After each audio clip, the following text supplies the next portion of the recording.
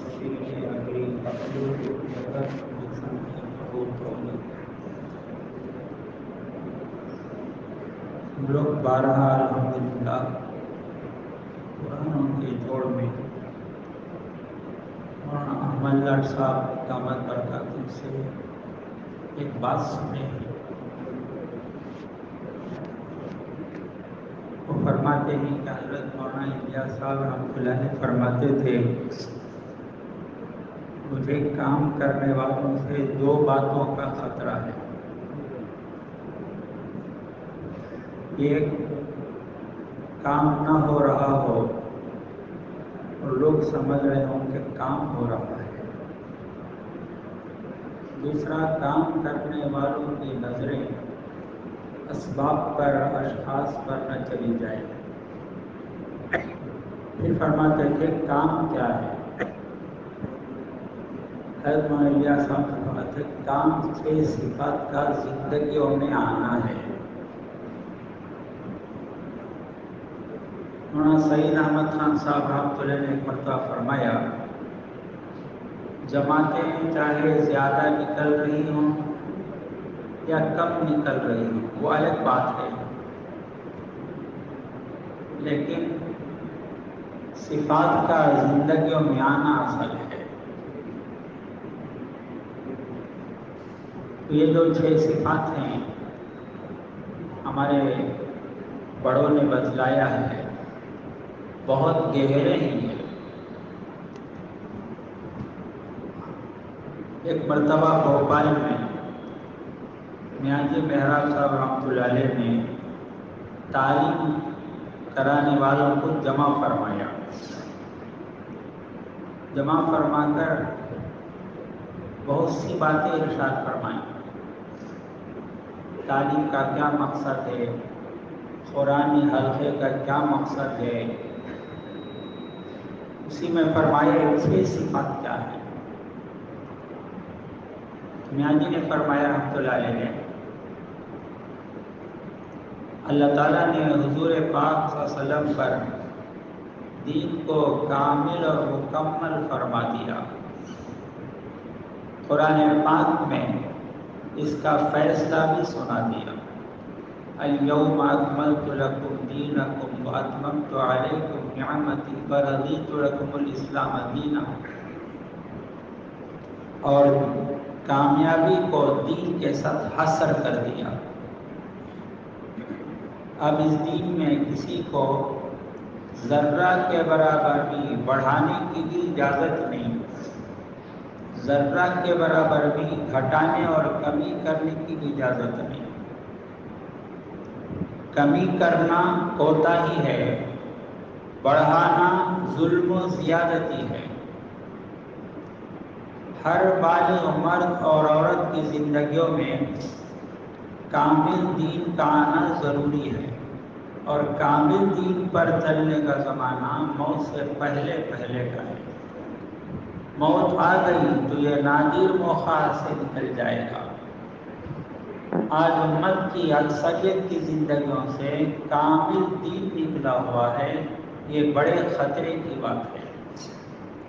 آج امت کے اندر کامل دین پر چلنے کی استعداد نہیں ہے. اس کے لیے چند صفات کی طرف امت کو دعوت دی جا رہی ہے. یہ صفات زندگیوں میں آ جائیں گی تو انشاءاللہ کامل دین پر چلنا آسان ہو جائے گا. تو میاں جی محراب صاحب رحمۃ اللہ علیہ کا کمال یہ تھا کہ وہ بہت محتاط الفاظ میں بات کرتے تھے. ہاں، گودراہی میں 1980 پر 3 میں 83 میں جوڑ تھا پرانوں کا. میاں جی محراب صاحب رحمۃ اللہ کا بیان ہو رہا تھا. ہمارے علاقے کے بہت بڑے مفتی صاحب بھی اس جوڑ میں شریک تھے. پورا بیان سننے کے بعد مفتی صاحب نے فرمایا یہ ایسی بات کرتے ہیں کہ قرآن حدیث کی بات کو قرآن کی آیت پڑھے بغیر، حدیث پڑھے بغیر ایسی پکی بات کرتے ہیں کہ ان کو کوئی گرفت نہیں کر سکتا.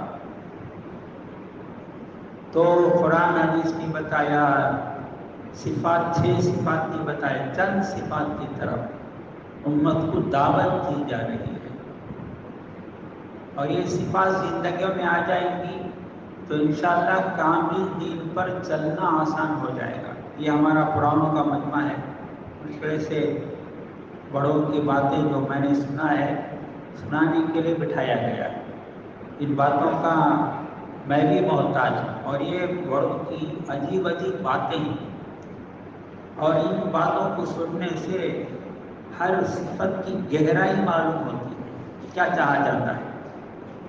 ہاں، کتابیں میں تھی اچھی صفات کے بارے میں، لیکن ہمارے بڑوں نے کیا بتایا؟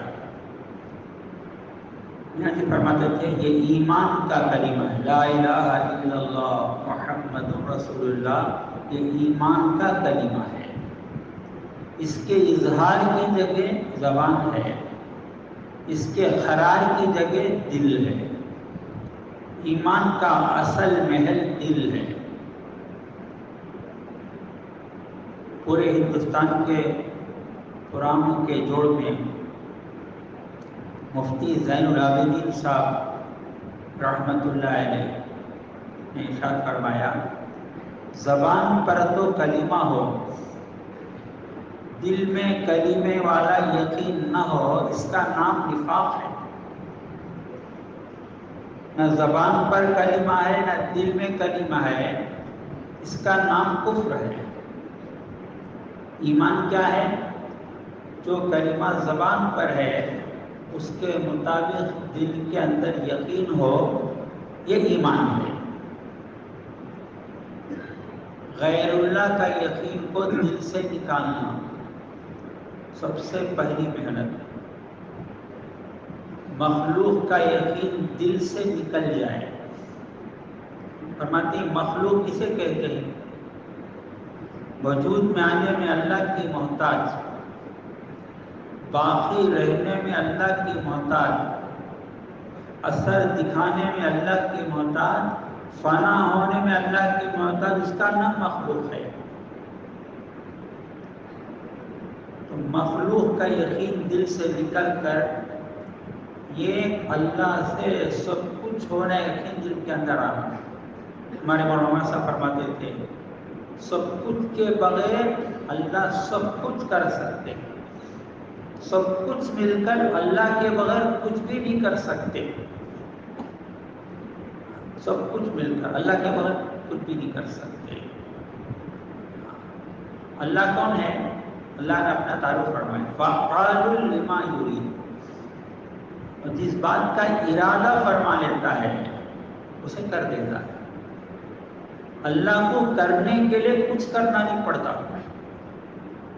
اللہ کو دینے کے لیے کسی سے لینا نہیں پڑتا۔ وہ اللہ کن اگر فرمائے ہو جا ویکون، وہ چیز وجود میں آ جاتی ہے۔ اللہ ہم سب کو یقین نصیب فرمایا 2 لائن کی محنت ہے، غیر اللہ جب تک دل سے نہیں نکلے گا اس وقت تک اللہ کی ذات کا یقین نہیں آئے گا۔ خود مفتی صاحب رحمۃ اللہ نے فرمایا جس کا لا الہ صحیح نہیں اس کا الا اللہ بھی صحیح نہیں، جس کا لا الہ صحیح نہیں اس کا الا اللہ صحیح نہیں، یعنی سب سے پہلے غیر اللہ کا یقین نکالنا، یہ محنت۔ یہ سب بڑوں کی باتیں ہیں، میں بھی ان کا محتاج ہوں۔ ہمارے گرو نے فرمایا مال کا یقین نکل جائے، عہدے کا یقین نکل جائے، ان سب کا یقین نکلنا زیادہ مشکل نہیں ہے، اپنی ذات کا یقین نکلنا زیادہ مشکل ہے۔ اس سے بھی نہیں ہوتا، یہ دل میں آنا، ایک اللہ سے سب کچھ ہوتا ہے۔ آپ حضرات سب ماشاءاللہ پرانے ہیں، میں دہرا رہا ہوں میرا آپ لوگوں کے سامنے سبق۔ مولانا صاحب فرماتے تھے جو لا کہا وہ لا ہوا، پھر لا بھی اس میں لا ہوا، اللہ ہوا جز لا ہوا، پھر کیا ہوا؟ اللہ ہوا۔ پوری کائنات مل کر 7 زمین، پوری کائنات سے فرمایا 7 زمینیں، 7 آسمان، سارے انسان سارے انسان سے معمولی انسان بھی نہیں، سارے انسان میں معمولی انسان بھی نہیں، منسٹرز بھی نہیں، صدر بھی نہیں، کروڑ پتی بھی ہیں، سائنسدان بھی، پتہ نہیں کیا کیا ہیں، سارے انسان، سارے جنات اور ساری مخلوق مل کر اللہ کے بغیر، مفتی صاحب نے فرمایا 1 گرام نمک بھی کسی کو نہیں دے سکتے، 1 گرام نمک، ساتوں زمین، ساتواں آسمان، سارے انسان، سارے جنات اور ساری مخلوق مل کر کسی کا بال بھی بھیگا نہیں کر سکتے۔ بولتے ہوئے ڈر ہوتا ہے، لیکن ہمارے ایمان کو بنانے کے لیے ہمارے بڑے ہمیں کہاں لے جانا چاہتے ہیں؟ کون سا ایمان ہمارے ہاں؟ فرمایا ہم جو ہے وہ صحابہ والا ایمان امت میں پیدا کرنا چاہتے ہیں، جو ایمان حضرت بلال رضی اللہ عنہ میں تھا، جو ایمان حضرت خباب رضی اللہ عنہ کے اندر تھا، وہ ایمان کو پیدا کرنے کی ایک محنت ہے، یہ پوری مخلوق کو دل سے نکالنا۔ عجیب بات فرمایا، اعمال کی کمی کو اللہ معاف کر دیں گے، لیکن ایمان کی کمی کو اللہ معاف نہیں کریں گے۔ فرض نماز میں کمی ہو گئی، نفلی نمازوں سے اس کمی کو اللہ پر کر دیں گے۔ فرض روزے میں کمی ہو گئی، نفل روزوں سے اللہ اس کمی کو پر کر دیں گے۔ زکوٰۃ میں کمی ہو گئی، نفلی صدقات سے اس کمی کو پر کر دیں گے۔ حج میں، فرض حج میں کمی ہو گئی، نفلی حج سے اللہ اس کمی کو پر کر دیں گے۔ ایمان کی کمی کس سے پر ہوگی؟ بڑے فکر کی بات ہے۔ میاں جی محراب صاحب رحمۃ اللہ فرماتے تھے، ارکان اسلام میں بعض ارکان شخصی ہیں، بعض ارکان وقتی ہیں، بعض ارکان وقتی ہیں، بعض ارکان شخصی ہیں۔ نماز بہت ہی اہم رکن ہے اسلام کا، بہت اہمیت اس کی آئی۔ جیسے انسان کے جسم میں سر کا درجہ ہے، اسلام میں نماز کا درجہ ہوتا ہے۔ آخری وصیت اس نے جو فرمائی وہ نماز کے بارے میں فرمائی، لیکن فرمایا وہ وقتی رکن ہے۔ 5 وقت کی نماز، 24 گھنٹوں میں صرف 5 وقت کی نماز فرض ہے۔ ہم نے ماشاءاللہ مغرب پڑھ لی تو فجر مغرب کی نماز فرض ادا ہو گیا، عشاء تک زندہ رہے تو عشاء کی نماز فرض ہو گئی ہم پر۔ تو نماز ایک وقتی عبادت ہے۔ روزہ وہ بھی وقتی رکن ہے۔ پورے سال میں 1 مہینے کا رمضان کا روزہ فرض ہے، وہ بھی 24 گھنٹے کے روزہ، 24 گھنٹے روزہ فرض ہے۔ صبح صادق سے لے کر غروب آفتاب تک کھانے پینے سے، جائز خواہش سے رکا رہنا ضروری ہے، تو وقتی رکن ہے۔ زکوٰۃ ہر مسلمان پر فرض نہیں ہے، صاحب نصاب پر سال گزرنے پر 1 سال میں 1 مرتبہ فرض ہے۔ حج زندگی میں 1 مرتبہ ہر مسلمان پر فرض نہیں ہے، صاحب استطاعت پر فرض ہے، زندگی میں 1 بار۔ لیکن کلمہ، فرمایا کلمہ نہ وقتی رکن ہے نہ شخصی رکن ہے، 24 گھنٹے فرض ہے۔ 24 گھنٹے کیا مطلب؟ 24 گھنٹے کلمہ پڑھتے رہنا فرض نہیں، 24 گھنٹے دل کے اندر کلمے والا یقین کا ہونا فرض ہے۔ اللہ ہم سب کو نصیب فرمائے۔ بہت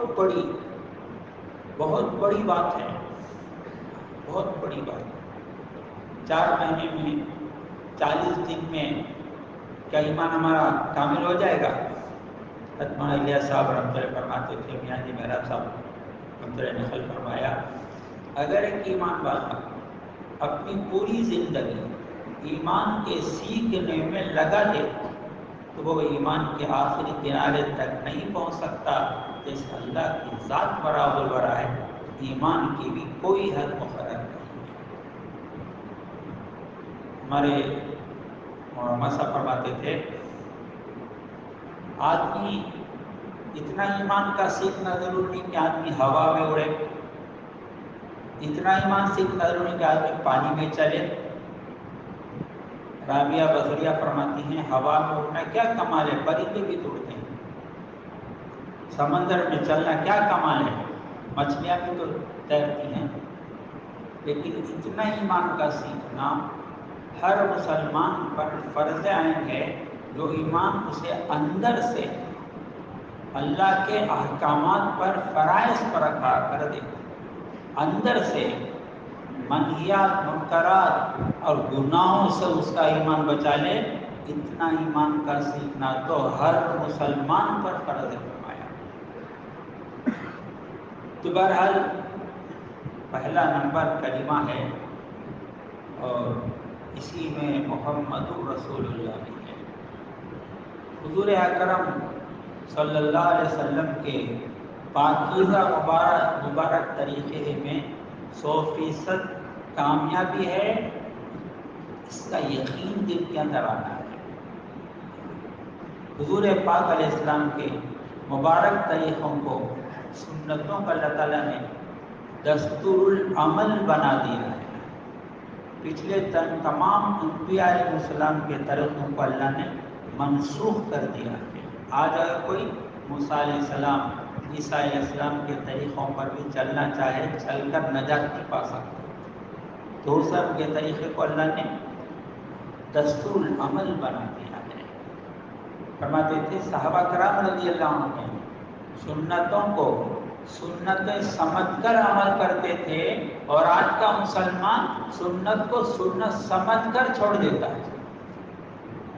ایک بزرگ نے فرمایا کیا چھوڑنے کے لیے سنتیں ہی رہ گئی ہیں؟ کیا چھوڑنے کے لیے سنتیں ہی رہ گئی ہیں؟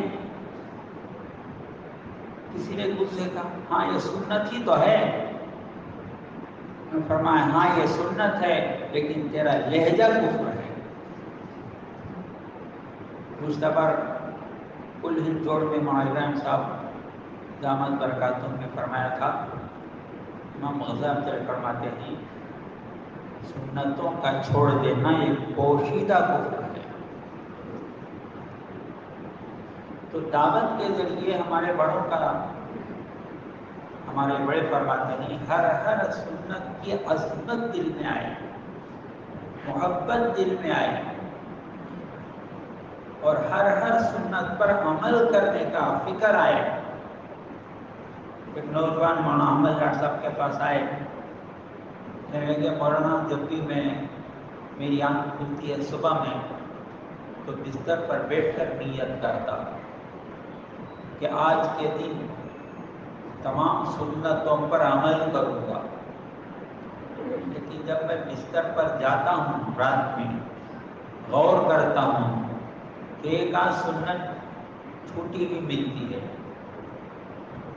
تو گر کی بات مانا فرمایا عمل صاحب مجھے عرض کرنا فرمایا بھائی سنتوں پر چلنے کے لیے دھیان چاہیے، دھیان چاہیے۔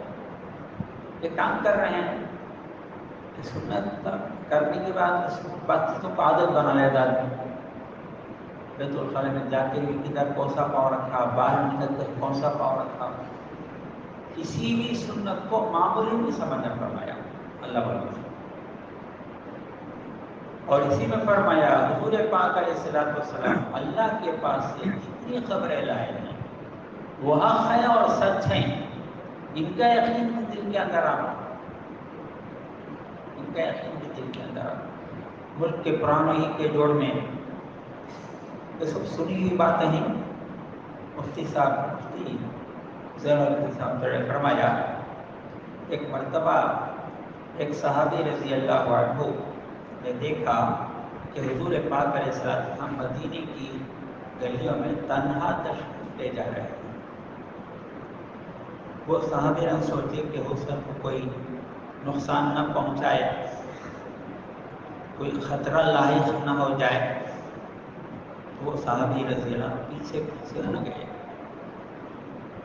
راستے میں ایک یہودی ملا، حضور پاک علیہ السلام کو روک لیا، پوچھا میں نے آپ کو جو اتنی رقم دیا تھا آپ نے اسے واپس کیوں نہیں کیا؟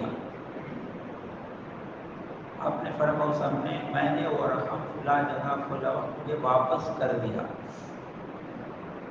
وہ یہودی پوچھنے لگا آپ گواہ لائیے۔ وہ جو صحابی کے پیچھے آگے بڑھ کر کہ میں گواہ ہوں کہ اس نے وہ رقم واپس کر دیا۔ وہ یہودی تو چلا گیا۔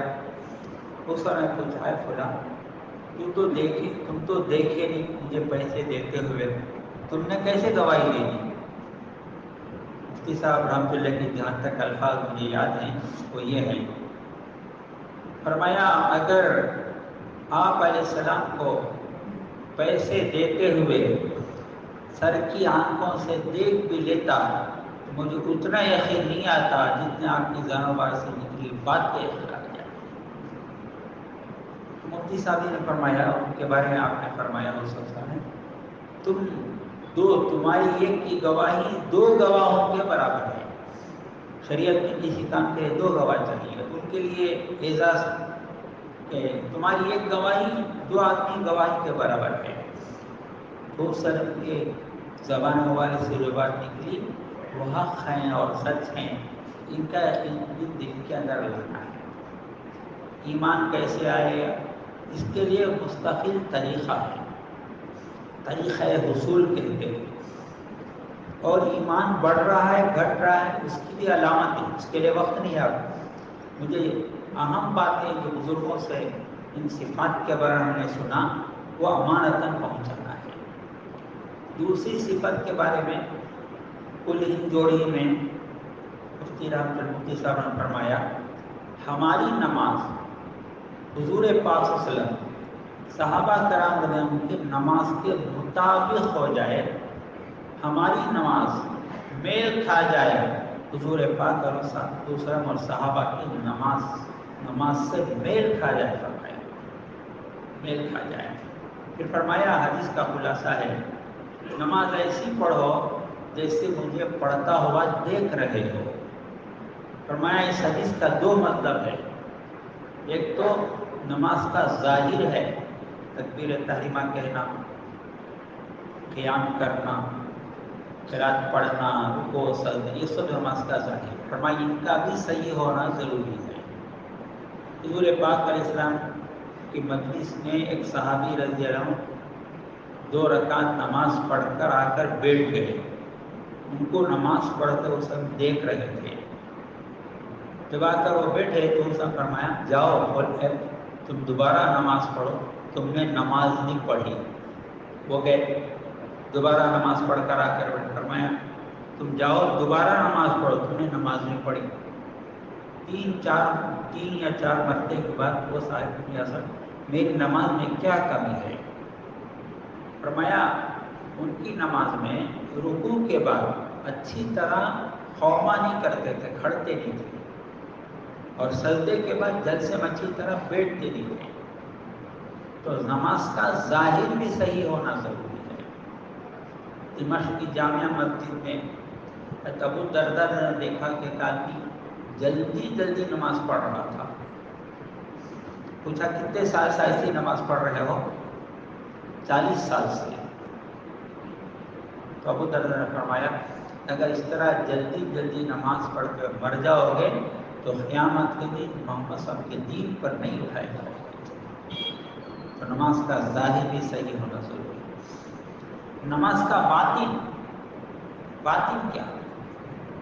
فرمایا جب تکبیر کہہ کر اللہ اکبر کہہ کر کھڑے ہو جائیں، میاں جی فرماتے تھے 2 دھیان میں سے 2 دھیان ہونا ضروری ہے۔ 2 میں اگر ایک بھی نہیں ہے وہ کامل اور بڑھیا نماز نہیں۔ کامل اور بڑھیا نماز کے لیے 2 میں سے 1 دھیان ہونا ضروری ہے۔ یا تو اس دھیان سے نماز پڑھنا میں اللہ کو دیکھ رہا ہوں، اعلیٰ درجہ ہے۔ اگر یہ نصیب نہیں ہوا اللہ پاک مجھے دیکھ رہے ہیں، یہ فرمایا یہ دوسرا درجہ ہے۔ اگر یہ دو باتیں 2 دھیان بھی کسی کی نماز میں 2 میں سے 1 بھی نہیں، فرمایا وہ نماز فرض تو ادا ہو جائے گی لیکن اس نماز پر اللہ کے وعدے پورے نہیں ہوتے۔ یعنی مہراج صاحب کی ایک بات ہے، جب یہ سنا تو میں سننے لگا یا اللہ میری تو نماز ہی نہیں۔ فرمایا نماز کیا ہے؟ اللہ تعالیٰ ہمارے لیے یہ باتیں عمل کا ذریعہ بنا دے، حجت نہ بنائے، پکڑ کا سبب نہ بنائے۔ نماز کیا ہے؟ فرمایا مخصوص وقت میں مخصوص شکل کے ساتھ دل اور جسم کا مخلوق سے ناطہ کاٹ کر خالق سے ناطہ جوڑ کر امر الہی میں مشغول ہونے کا نام نماز ہے۔ اللہ والے فرماتے ہیں جتنی عبادتیں ہیں وہ عبادتیں مخلوق میں لگ کر ہو سکتی ہیں۔ روزہ ہے، کھانے سے منع کیا گیا، کھانے کی چیزیں لانے سے منع نہیں کیا گیا، فرق نہیں پڑتا روزے میں۔ کھانا ایک آدمی بنا رہا ہے بیمار کے لیے، گھر والوں بچوں کے لیے، علماء سے معلوم کیجیے اب روزے میں کچھ کمی ہو جائے گی۔ کھانا کھلا رہا ہے بیمار کو، بچوں کو، کیا روزے میں کمی ہو جائے گی؟ مخلوق میں لگ کر اور اعمال ہو سکتے ہیں، لیکن نماز مخلوق سے کٹے بغیر نماز نہیں ہوتی۔ یہ فرمایا مخلوق سے کٹے بغیر نماز نہیں ہوتی۔ اللہ نے نصیب فرمایا۔ میاں جی فرماتے تھے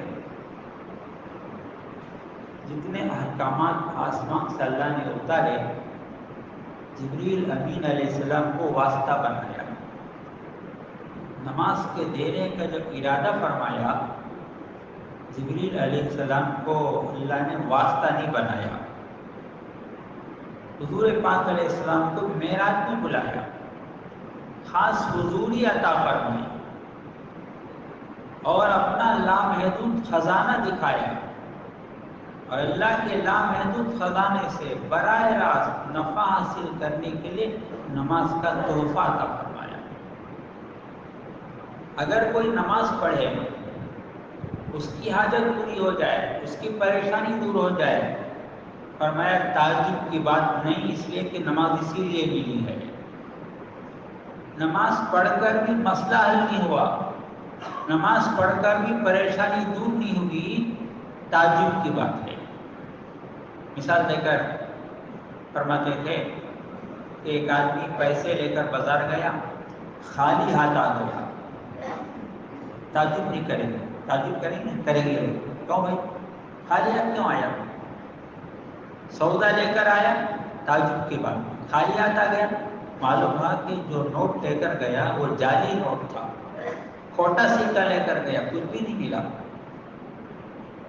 نماز پر اللہ کا وعدہ پکا ہے، لیکن نماز کے کمال میں کمی ہے، اس لیے نماز پڑھ کر بھی مسئلہ حل نہیں ہوا۔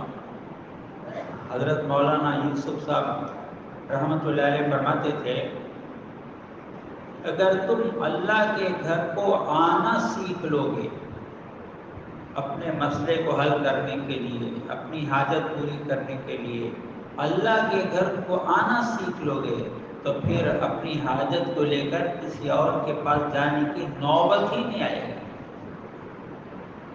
لوگ کہتے ہیں ملا کی دوڑ مسجد تک، ملا کی دوڑ مولا تک ہے، مسجد تک نہیں، مولا تک۔ تو ہماری نماز ہو جائے، اس کی محنت ہے، اللہ ہم سب کو نصیب فرمائے۔ ایک کارگزاری ہو رہی تھی، بنگلہ دیش میں ہم لوگ تھے، تو ایک ضلع والوں نے کارگزار سنایا، الحمدللہ ہماری کچھ بستیاں ہیں، ہاں 100% مسلمان نمازی ہیں۔ تو یہ پوچھا گیا ان سے، یہ بتاؤ ان میں کتنے نماز کے ذریعے اللہ سے لینے والے بنے؟ آگے کی منزل، آگے ہماری منزل ہے، کتنے نماز کے ذریعے لینے والے بنے؟ اللہ ہمیں نصیب۔ تیسری جو صفت ہے وہ علم و ذکر ہے۔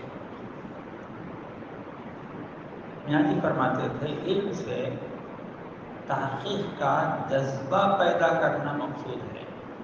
کیا تحقیق؟ دنیا حالات کا گھر ہے، انسانوں پہ حالات آتے ہیں، ایک حال نہیں رہے گا، کبھی خوشی آئے گی، کبھی غم آئے گا، مالداری آئے گی، غریبی آئے گی، جوانی آئے گی، بڑھاپا آئے گا۔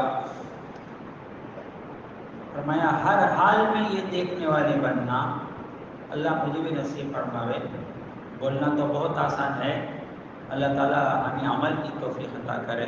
ہر حال میں ہم یہ دیکھنے والے بنے کہ اس حال میں میرا اللہ مجھ سے کیا چاہتا ہے۔ ہمارے قابل خاص جملے بولتے ہیں، وہ سیدھے سادے ہوتے ہیں لیکن بہت گہرے ہوتے ہیں۔ ایک بار مولانا ابراہیم سے فرمایا ہمارے دین کا علم کا کمال یہ ہے کہ جب مسلمان پر حال آتا ہے اس کا دین اس پر کھل جاتا ہے۔ کیا مطلب؟ بیمار ہو گیا مسلمان، اب ڈاکٹر نے کہہ دیا کہ تم کو پانی کو ہاتھ نہیں لگانا، فرمایا حکم باقی رہے گا، شکل بدل جائے گی، تیمم کر لو، وضو نہیں کر سکتے، اب دن کھلے گا اس پر۔ تو حال جو بھی آتا ہے، خوشی آئی، غم آیا، فرمایا یہ علم کا جو نمبر ہے بہت بڑا نمبر ہے۔ فرائض کا علم، جیسے نماز ہے، نماز میں کتنے فرائض، کتنے واجبات، کتنی سنتیں، نماز کب مکروہ ہو جاتی ہے، نماز کب فاسد ہو جاتی ہے، یہ سیکھنا ضروری ہے۔ سے فرمائے فضائل والا جو علم ہے ہمارے پاس، ان کے ذریعے امت کو اعمال پر کھڑا کرنا۔ فضائل کے علم کے بارے میں بھی بتایا بڑوں نے، حضرت مولانا یوسف صاحب فرماتے تھے، سنا فضائل کے ذریعے استحضار پیدا کرنا ہے۔ یعنی فرماتے تھے فضائل اعمال کو، اعمال کے چھوڑنے پر ان کے عذاب و عتاب کو ہم اتنا سنیں کہ ہمارے دل کے اندر ان کا استحضار پیدا ہو جائے، تصور پیدا ہو جائے۔ کیا مطلب؟ جب ہم عمل کر رہے ہیں اس عمل پر اللہ نے جو اجر کا وعدہ فرمایا ہے وہ وعدہ ذہن میں آ کر عمل کرنا۔ اس کے لیے بہترین مثال ہمارے مولانا ابراہیم صاحب نے ایک مرتبہ دیا، دامت برکاتہ میں، فرمایا ایک آدمی دکان میں بیٹھا ہوا ہے، ایک کسٹمر آیا ہے، گاہے گایا، پیسے کر کہا کہ حمام صابن دو، تو دکاندار پیسے لے کر غلے میں ڈال دیا، حمام صابن دے دیا۔ انہوں نے پوچھا اس کے ذہن میں کوئی بات آئی ہے کیا؟ اس صابن کے بیچنے پر مجھے اتنے پیسے مل گئے۔ پھر اس نے کہا کولگیٹ پیسٹ دو، پیسٹ دیا، پیسے لے غلے میں ڈال دیا، ذہن میں بات آ گئی اس کے بیچنے میں اتنے پیسے ملے، سبحان اللہ۔ ذہن میں کیا آیا؟ کیا آیا ذہن میں؟ ایک سبحان اللہ کا ثواب احد کے پہاڑ سے بھی زیادہ ہے، فرمایا گیا۔ اللہ نے نصیب فرمائے۔ جب آدمی صدقہ کرتا ہے، صدقے کا مال پہلے اللہ کے ہاتھ میں جاتا ہے، بعد میں فقیر کے ہاتھ میں جاتا ہے، استحضار آتا ہے۔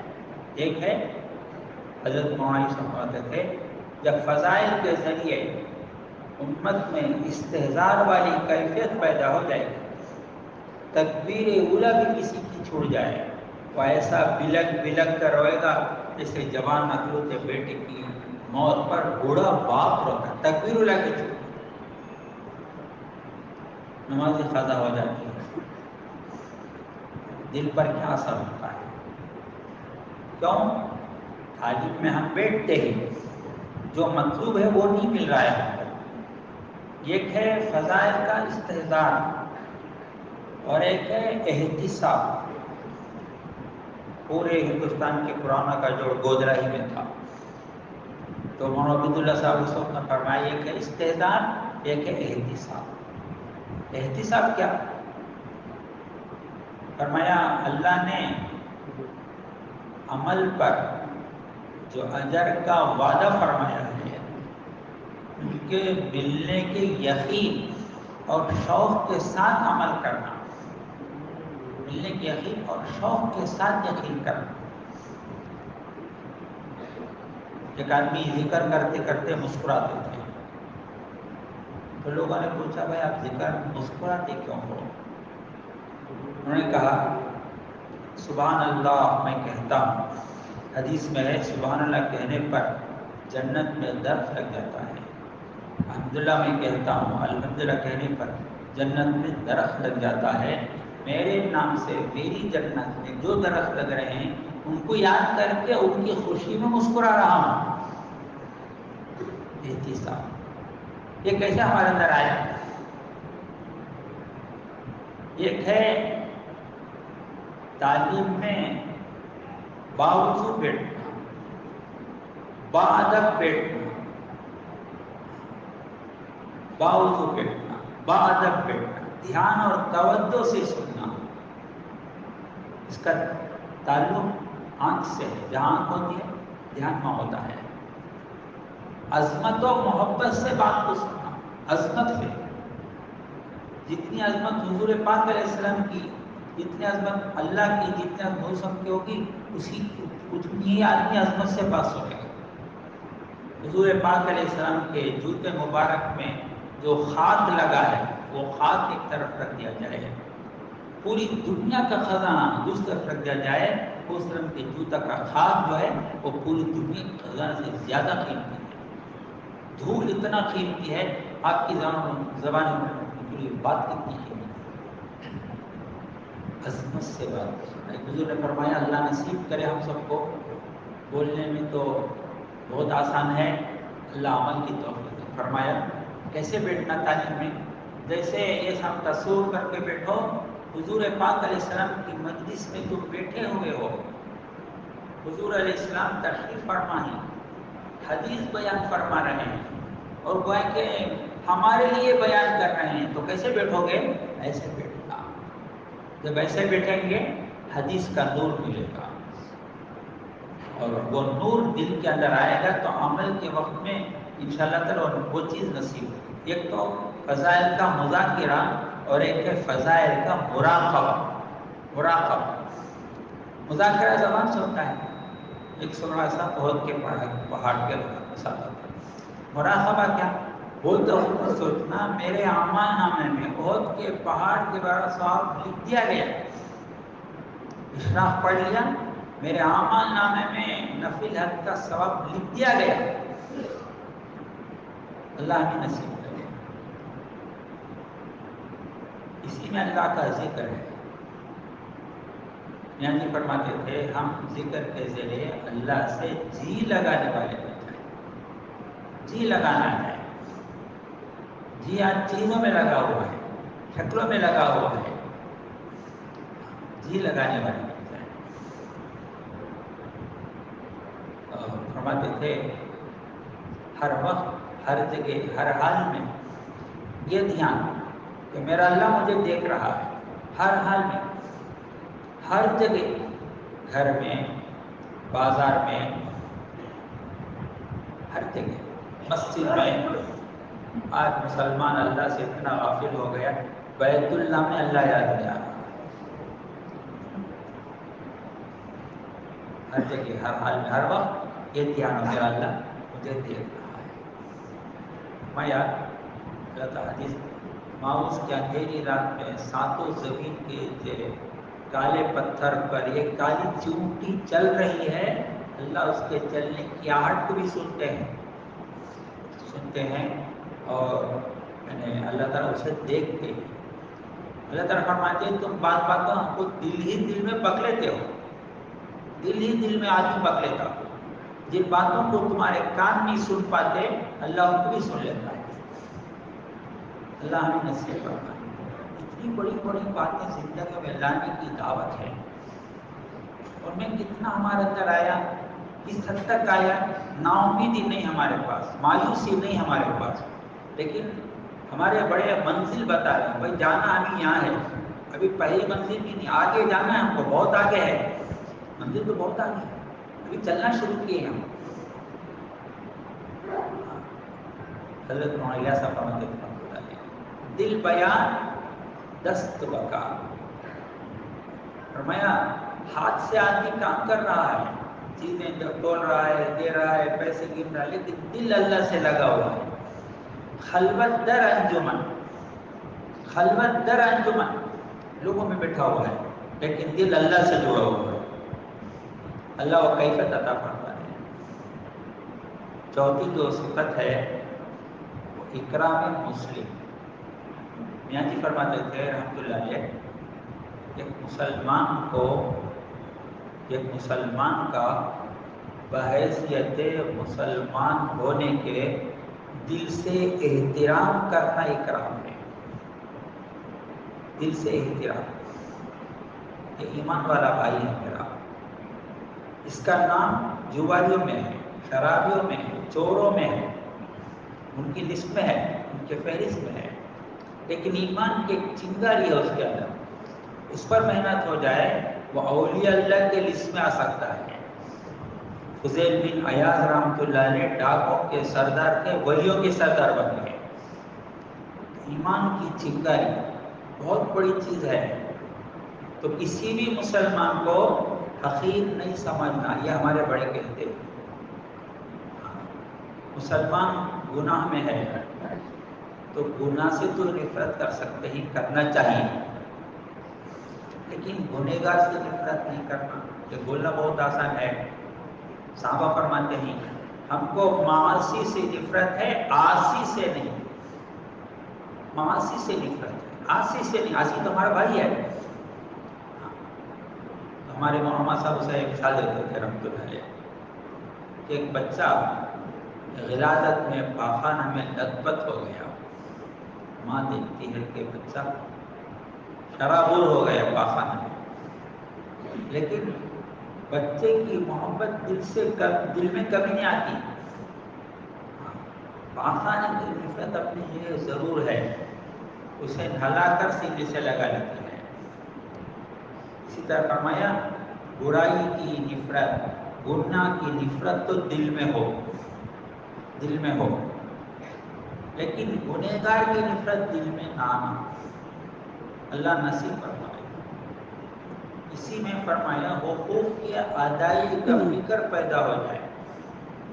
حقوق کی ادائیگی، فرمایا اپنا حق معاف کرنا آ جائے. اللہ نصیب فرمائے. دوسروں کا جان جان کر ادا کرنا آ جائے. ہر ایک حق معلوم کرنا. ہمارا قرآن کا من میں اس لیے بول رہا ہوں میں، مولانا سعید خان صاحب سے فرمایا قرآن کے جوڑ میں ایک مرتبہ کہ میں نے دیکھا کتاب میں ایک مسلمان پر دوسرے مسلمان پر 30 حقوق ہے. فرمایا حقوق نہیں، تو ہر ایک ہم جان جان کر ادا کرنا آ جائے، اپنا معاف کرنا آ جائے. آج کورٹ اور کچہریوں میں لڑائیاں جو ہو رہی حقوق کی لڑائی ہے. بھائی چاہتا ہے بڑا بھائی چھوٹا بھائی مجھے حق دے، چھوٹا بھائی چاہتا ہے بڑا بھائی میرا حق دے، شوہر چاہتا ہے بیوی مجھے حق دے. ہر ایک حق کا مطالبہ کرتا ہے. اسی لیے ہمارے بزرگ نے فرمایا دینے کا اسلام کو مسلمان بھول گیا، لینے کا اسلام یاد ہے. لینا ہے نا وہ ہٹ جاتا ہے، لینے کے لیے، دینے کے لیے دیں گے بھائی، کہاں جاتے ہیں، ہاں نہیں دیں گے. حالانکہ 3 پیسے اگر کوئی نہ کسی کھا لیا ہوگا تو 700 مقبول نمازیں چھین کر دے دی جائے گی. بتایا گیا ایک بالی زمین اگر کسی نے دبا لیا، وہ ایک بالی زمین کو 7 زمین تک کاٹ کر تو بنا کر گلے میں ڈال دیا جائے گا. بتایا گیا.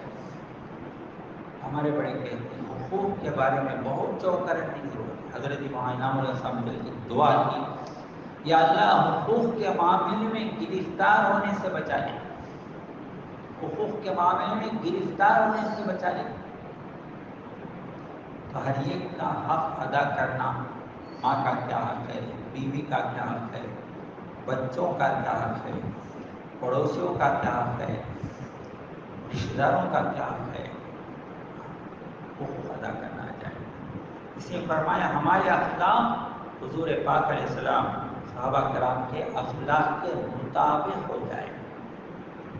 مناصر خان صاحب نے فرمایا یہ کہ اسلام، یہ کہ اخلاق. اسلام کیا؟ ہماری جان مال سے کسی کو نقصان نہ پہنچے، اذیت نہ پہنچے، یہ اسلام ہے. اور اخلاق کیا؟ ہماری جان مال سے اللہ کے لیے ہر ایک کو نفع پہنچانا، یہ اسلام ہے، اخلاق ہے. جو تجھ سے کٹے تو اس سے جو اعلیٰ اخلاق ہوتا ہے، جو تجھ سے کٹے اس سے جو تو عطا نہ کرے اسے تو عطا کر، اور جو تجھ پر ظلم کرے اسے معاف کر دے. اللہ اکبر. آگے کیا فرمایا؟ اس پر احسان کا اس کے ساتھ احسان کا معاملہ کر کے بتائے اللہ کے نبی علیہ السلام. بات تبھی ہو جائے گی. بیت اللہ جب مکہ جب فتح ہوا تو اللہ کے نبی علیہ السلام نے، نبی علیہ السلام ایک صحابی کا ہاتھ میں جھنڈا تھا، وہ اعلان کر دیا الیوم یوم الملحمہ، آج کا دن بدلے کا دن، انتقام کا دن. تو سب کو معلوم ہوا، تشریف لائے، ان کے ہاتھ سے جھنڈا لیا، ان کے بیٹے کے ہاتھ میں دے دیا. یہ بھی کمال ہے، جھنڈا لیا بیٹے کے ہاتھ میں دے دیا. خاندان میں ہوتا تو جھنڈا زیادہ رنج نہیں ہوتا. فرمایا اعلان کرو الیوم یوم المرحمہ، آج کا دن رحم کھانے کا دن ہے ان پر، ظالموں پر، دشمنوں پر، جنہوں حسین کو ستایا، خاندان کو ستایا، صحابہ کو ستایا، ان پر رحم کھانے کا دن ہے. اور آگے فرماتے ہیں بیت اللہ کا جو متولی تھا اسے بلا کر آپ نے پوچھا یاد ہے میں طواف کرنا چاہتا تھا، تو نے مجھے طواف کی اجازت نہیں دی، یاد ہے تجھے؟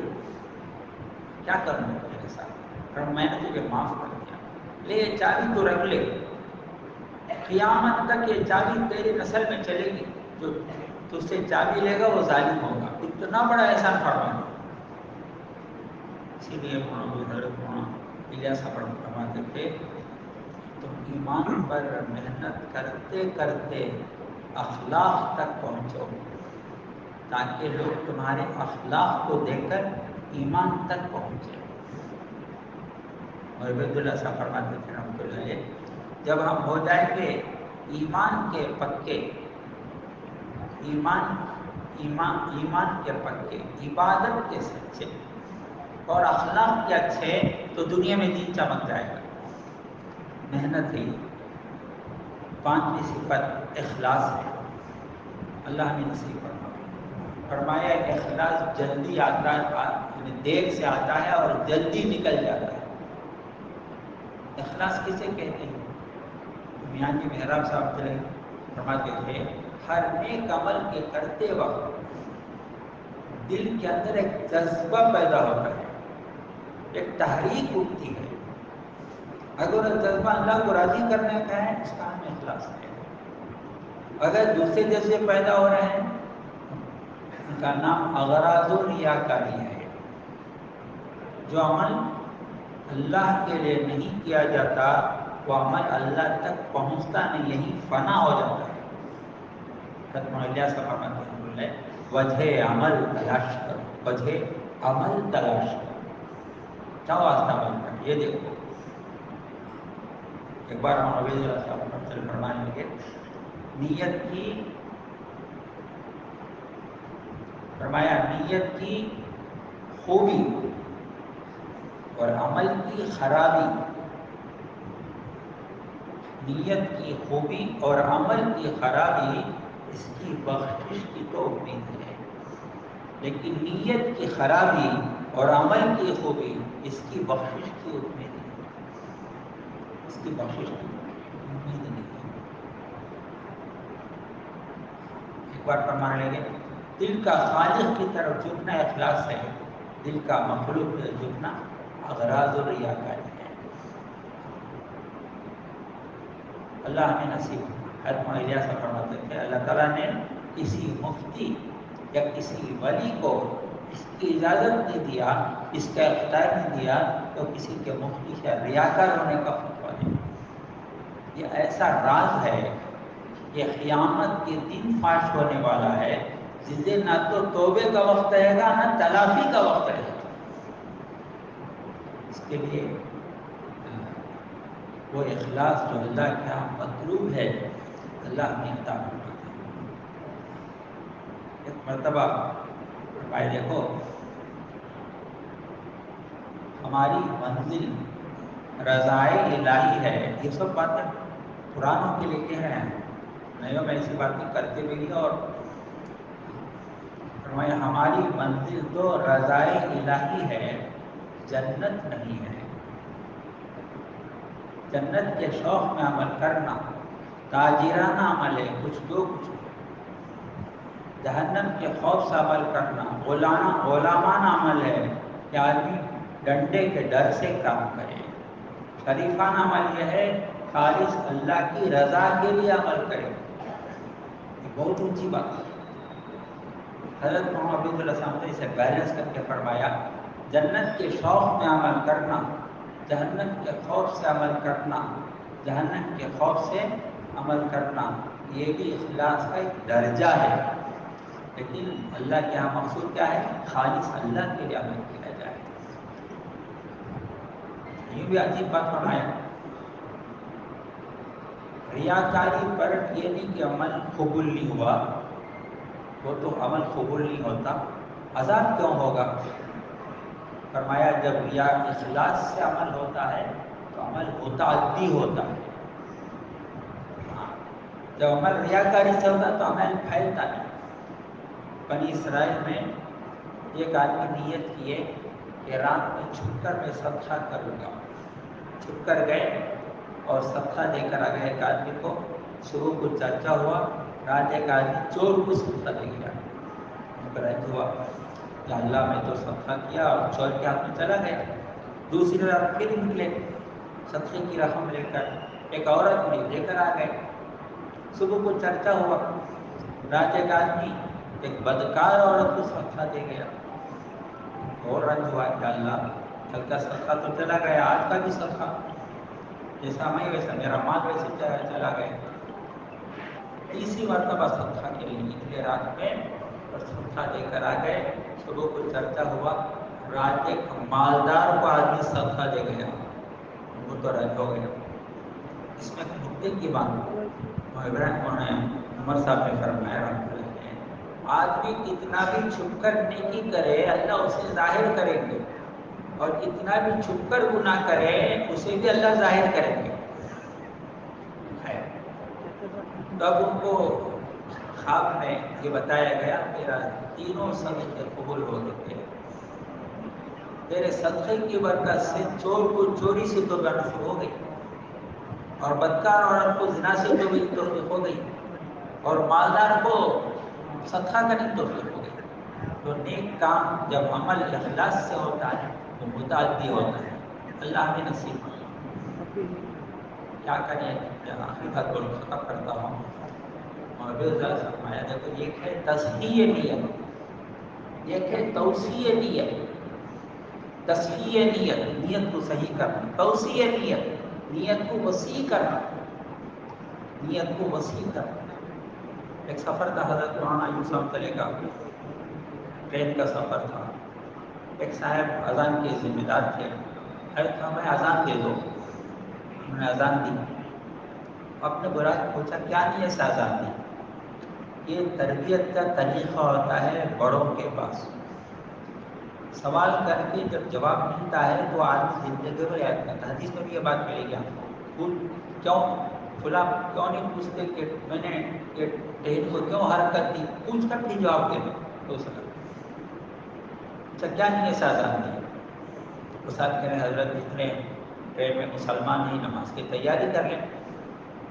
حضرت نے فرمایا جب بھی تم اذان دو یہ نیت کرو کہ میں پوری دنیا کے انسانوں کو اور جناتوں کو اللہ کی عبادت کی طرف بلاؤں۔ اللہ نے نصیب فرمایا۔ چھٹی جو صفت ہے وہ ہے جان اور مال کے استعمال کا صحیح طریقہ سیکھنا۔ جان حضرت محمد سمجھتے تھے آج امت کو چھٹے نمبر کے ذریعے یہ غلط فہمی سے نکالنا مقصود ہے۔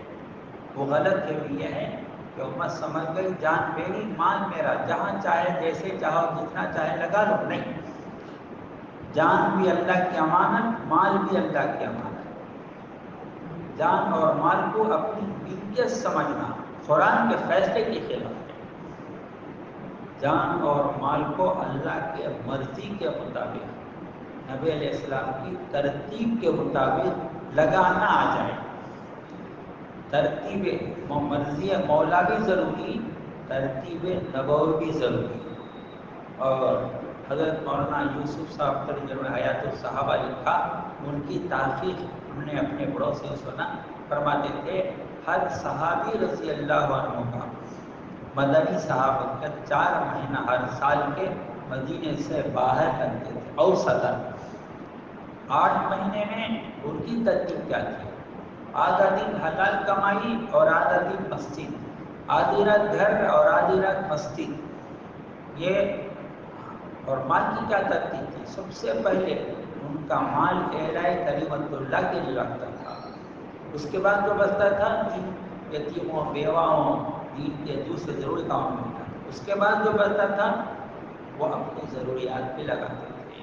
مفتی صاحب نے فرمایا ضروریات لفظ ضرر سے نکلا ہے، ضرر جس کے پورا نہ کرنے پر ضرر ہو، نقصان ہو۔ فرمایا آج امت خواہشات کو نام ضروریات دے دی ہے، ان کی کوئی حد نہیں ہے، تو ضروریات پہ لگا۔ فرماتے ہیں اللہ والے اس کے لیے ہر مسلمان سے زندگی میں ایک مرتبہ اولین فرصت میں 4 مہینے مانگے جاتے ہیں۔ حضرت رمضان سے پوچھا گیا اولین فرصت سے کیا ہو رہا؟ امام صاحب نے فرمایا اولین فرصت سے مراد یہ کہ جب یہ باتیں کان میں پڑیں تو 1 مہینے کے اندر تیاری کر کے نکل جائے اولین فرصت میں، اور اس کے بعد ہر سال اللہ توفیق دے تو 4 مہینے لگائیں، یا کم سے کم مہینہ مقرر کر کے چلہ لگانا۔ شمسی مہینہ پہلے پڑھاتے خبری مہینہ مقرر کرنا، اس میں مجاہدہ ہوتا ہے، تو آخر میں ایک مرتبہ ملک کے جوڑ میں میاں جی بہرحال فرمایا چلو بھائی شمسی مہینہ، اگر خبری مہینہ تمہارے لیے مشکل ہے شمسی مہینہ ہی صحیح، لیکن مہینہ مقرر کے وقت لگاؤ۔ وقت مقررہ پر جو چلہ لگتا ہے اس پر جو ایمان بنتا ہے اس کے بعد وہ ایمان نہیں بنتا۔ اسی طرح روزانہ 2 تعلیم گھر اور مسجد کی، روزانہ کی مشورے میں شرکت، روزانہ ملاقات میں 2.5 گھنٹے دینا، ہفتے کے 2 گھنٹے، مہینے کے 3 دن بلکہ 72 گھنٹے لگانا، اپنی جماعت بنا کر لے جانا، اور اس طرح سے 5 وقت کی نماز باجماعت تکبیر اولیٰ صف اول میں پڑھنا، تسبیحات کی پابندی، تلاوت کا